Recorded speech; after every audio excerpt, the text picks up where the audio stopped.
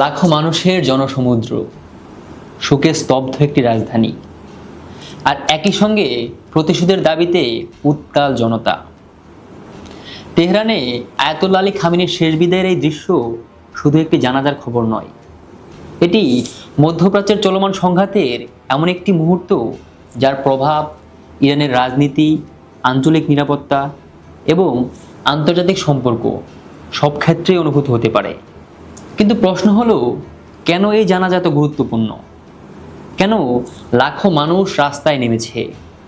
আর কেন এই আয়োজন জুড়ে বারবার উঠে এসেছে যুক্তরাষ্ট্র ও ইসরায়েলের বিরুদ্ধে প্রতিশোধের দাবি? চলুন পুরো ঘটনাটি ধাপে ধাপে বুঝে নেওয়া যাক। প্রথমে আসি জানাজার বিষয়ে।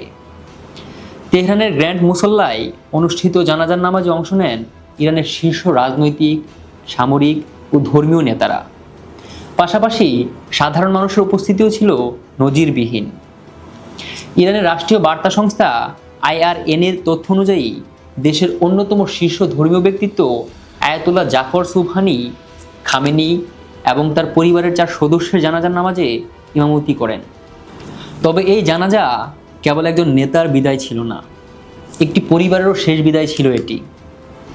একই দিনে জানাজা নামাজ অনুষ্ঠিত হয় খামেনির পরিবারের আরও 4 সদস্যের, যারা একই হামলায় নিহত হন। আর সেই কফিনগুলোর মধ্যে সবচেয়ে বেশি আলোচনায় আসে ছোট্ট একটি কফিন, মাত্র 14 বছর বয়সী জাহরা মোহাম্মদিয়া গুলপায়েগানি, যার পৃথিবী দেখায় যেন ঠিকমতো শেষ হয়নি। তাহসিম নিউজ এজেন্সি প্রকাশিত একটি ভিডিওতে দেখা যায় ছোট্ট জাহরার কফিনটি রাখা হয়েছিল তার দাদার কফিনের ঠিক পাশেই।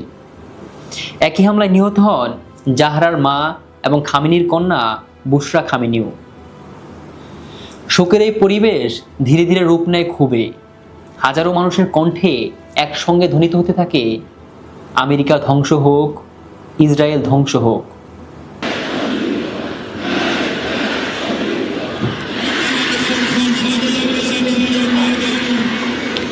এই মৃত্যু এবং জানাজাকে ঘিরে এত ক্ষোভ কেন? 4 মাস আগে যুক্তরাষ্ট্র ইসরায়েলের যৌথ অভিযানের প্রথম দিনেই বিমান হামলায় নিহত হন আয়াতুল্লাহ আলী খামেনি। ইরানের দাবি, সেই হামলায় তার পরিবারের আরও 4 সদস্য এবং কয়েকজন জ্যেষ্ঠ সামরিক কর্মকর্তা প্রাণ হারান। এরপর দীর্ঘ সময় ধরে চলা হামলায় ইরানের বিভিন্ন রাজনৈতিক, সামরিক এবং বেসামরিক স্থাপনা ক্ষতিগ্রস্ত হয়। ফলে খামেনি জানাজা শুধু শোক প্রকাশের অনুষ্ঠানে সীমাবদ্ধ থাকেনি, এটি পরিণত হয়েছে জাতীয় ঐক্য, রাজনৈতিক বার্তা এবং জনমত প্রকাশের একটি বড় মঞ্চে। অন্যদিকে বিপুল জনসমাগমের কারণে তেহরানের মেট্রোতে মাত্র কয়েক ঘন্টার মধ্যে 70 লাখেরও বেশি যাত্রা নিবন্ধিত হয়। যদিও এই সংখ্যার মধ্যে একই ব্যক্তির একাধিক যাত্রা অন্তর্ভুক্ত থাকতে পারে।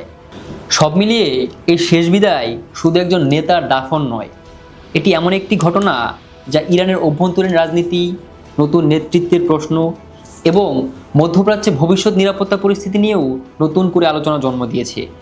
এই বিদায় কি কেবল একটি অধ্যায়ের সমাপ্তি, নাকি মধ্যপ্রাচ্যের নতুন এক অধ্যায়ের সূচনা? সেই প্রশ্ন সময়ের কাছে। দ্য ভয়েস 24 থেকে আমি আবু হুরাইরা।